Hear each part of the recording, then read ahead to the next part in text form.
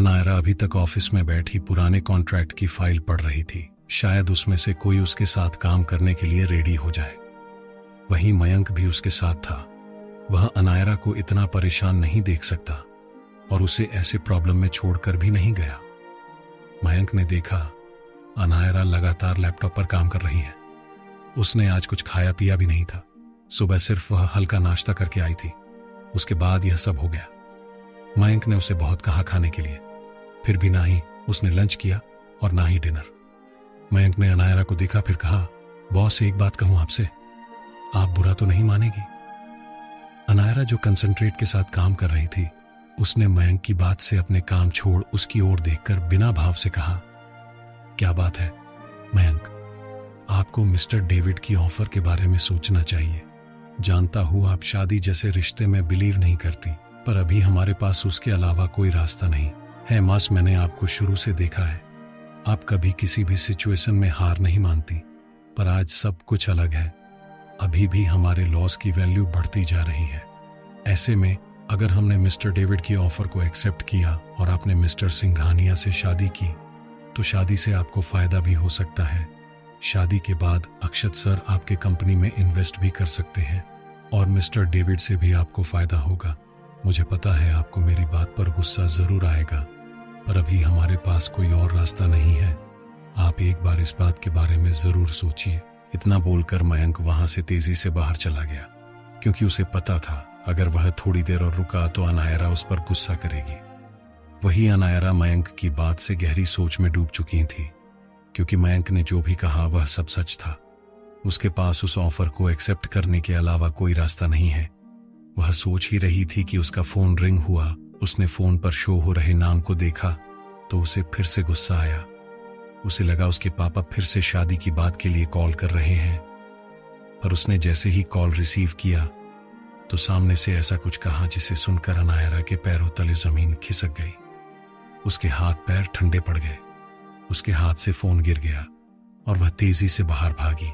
और मयंक ने जब अनायरा को ऐसे जल्दी में जाते देखा तो वह हैरान रह गया, क्योंकि अनायरा हमेशा शांति से काम लेती थी। कभी वह सीधे हाइपर नहीं होती, लेकिन आज उसके चेहरे पर नमी थी, उदासी थी। मयंक उसके पीछे गया। अनायरा जल्दी से अपनी कार में बैठी। वहीं उसके बगल में तेजी से मयंक आकर बैठ गया। वह कभी अनायरा को अकेला नहीं छोड़ता था। वही अनायर को इससे कोई फर्क नहीं पड़ा। अनायरा ने तेजी से अपनी कार घुमाई और वहां से निकल गई। 30 मिनट का रास्ता उसने 15 मिनट में तय किया और उसकी कार हॉस्पिटल के सामने आकर रुकी। वह तेजी से बाहर निकली और दौड़ते हुए हॉस्पिटल के अंदर चली गई। वही रिसेप्शन पर एक आदमी खड़ा था। वह विनायक जी का असिस्टेंट था। अनायरा उसके पास गई और हांफते हुए बोली, पापा कहाँ हैं? उसकी आंखों में नमी थी। वो बहुत घबराई हुई थी। वह असिस्टेंट अपने हाथ का इशारा ओटी की ओर करके से कुछ बोलने ही वाला था कि अनायरा उस इशारे की ओर चली गई। वहीं बाहर एक हेड सर्वेंट खड़ी थी। यह थी रमा। अनायरा की मां की डेथ के बाद रमा को घर संभालने के लिए रखी गई थी। विनायक जी ऑफिस के काम में बिजी रहते थे। रमा एक ऐसी इंसान थी जिसने अनायरा को बड़ा किया और उसका ध्यान रखा। शॉर्ट में कहा जाए तो वह एक आया थी, पर अब वह गोयल विला की केयर टेकर थी। रमा की उम्र अभी 50 साल थी। रमा को अनायरा एक फैमिली मेंबर ही मानती थी, क्योंकि उन्होंने हमेशा उसके पापा और उसका ख्याल रखा था। रमा बहुत अच्छी औरत थी। उसका कोई संतान नहीं था, इसीलिए वह अनायरा को हमेशा प्यार से रखती थी। अनायरा जल्दी से रमा के पास आई। वह बहुत डरी हुई थी। अनायरा को देखकर रमा ने उसे गले से लगा लिया।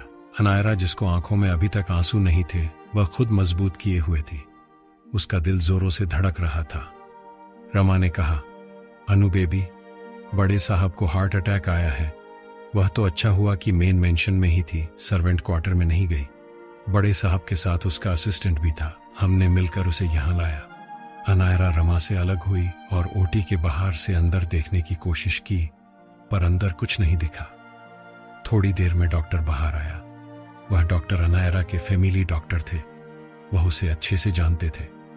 डॉक्टर ने अनायरा से कहा, अनायरा, क्या आप अपने डैड का ख्याल नहीं रखती हैं?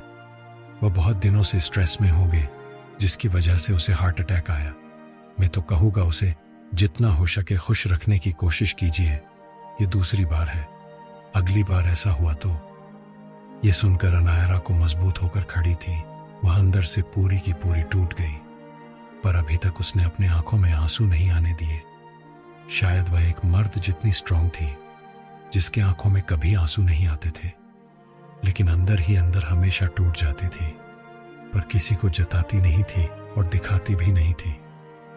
थोड़ी देर में उसके डैड को नॉर्मल वार्ड में शिफ्ट किया। अनायरा अपने डैड के पास आई। उसके डैड के मुंह पर ऑक्सीजन मास्क लगाया हुआ था। अपने डैड की ऐसी हालत देखकर अनायरा टूट चुकी थी।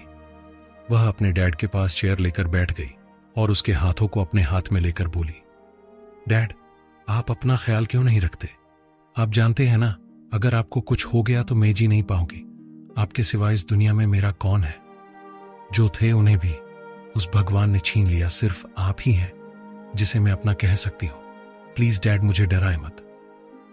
तभी किसी ने उसके सर पर हाथ रखा और उसका सर सहलाया।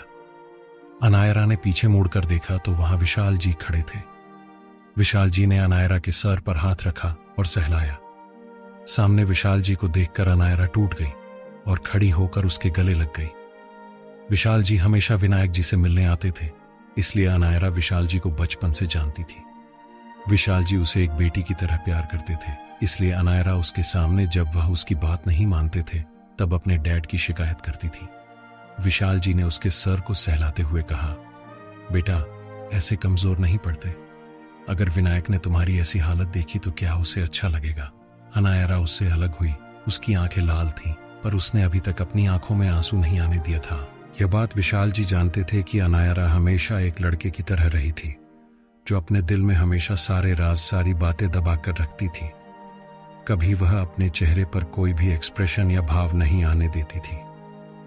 अनायरा ने अपना सर हाँ में हिलाया।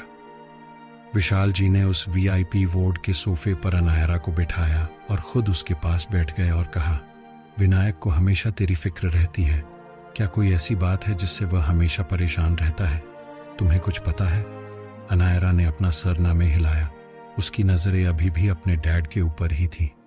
तभी उसे डॉक्टर की बात याद आई, जिसने कहा था कि उसे कैसे भी करके खुश रखिए। अनायरा विनायक जी की खामोशी के लिए कुछ भी कर सकती थी। तभी दोनों ने देखा, विनायक जी को होश आने लगा था। दोनों उसके पास आ गए। अनायरा उसके हाथ को पकड़कर बैठ गई। विनायक जी ने अपनी आंखें खोलकर अनायरा को देखा, फिर कहा, मेरी बच्ची कैसी है? अनायरा उदासी से बोली, आपको इस हालत में देखकर मैं कैसे ठीक हो सकती हूँ डैड? आप जानते हैं अगर आपको कुछ हुआ तो मैं कभी जी नहीं पाऊंगी। विनायक जी, ऐसा मत बोल मेरे बच्चे। मैं तो तेरी शादी देखना चाहता हूँ ताकि मुझे तुम्हारी फिक्र ना रहे। मैं तुम्हें खुश देखना चाहता हूँ। अगर तेरी शादी हो गई तो मुझे मेरे जाने के बाद चिंता नहीं होगी कि मेरी बेटी अकेली रह जाएगी। मैं चाहता हूँ मेरे बाद तुम्हें कोई ढेर सारा प्यार करे, जिससे तुम्हें मेरी कमी महसूस ना हो। मैं बस तेरी शादी देखना चाहता हूँ। यही समझ ले कि यह मेरी आखिरी ख्वाहिश है। ये सुनकर अनायरा गुस्से से बोली, ये क्या बोल रहे हैं आप? आप कहीं नहीं जा रहे। आप हमेशा मेरे साथ रहेंगे। मैं आपको कभी अपने से दूर नहीं जाने दूंगी। आप चाहते हैं ना कि मैं शादी करूं तो ठीक है, मैं शादी करूंगी, पर मुझसे दूर जाने के बारे में सोचना भी मत। ये सुनकर विनायक जी और विशाल जी के चेहरे पर मुस्कुराहट बिखर गई। विनायक जी मुस्कुराते हुए कहा, मैं बहुत खुश हूं कि मेरी बेटी शादी के लिए मान गई। अब मैं जल्दी से ठीक हो जाऊंगा। अनायरा बहुत गहरी सोच में डूबी हुई थी। उसने विनायक जी के चेहरे की ओर देखा, जो अभी उसकी बात से बहुत खुश लग रहे थे। अनायरा ने विनायक जी को देखते हुए मन ही मन कहा, आपकी खुशी के लिए मैं कुछ भी करने के लिए तैयार हूं, फिर मुझे अपनी जान ही क्यों न देनी पड़े। अनायरा विशाल जी के पास आई और बोली, अंकल, क्या मेरे आने तक आप मेरे डैड के साथ रुक सकते हैं? वह मुझे कुछ जरूरी काम है, मैं बस थोड़ी देर में आ जाऊंगी। To be continue.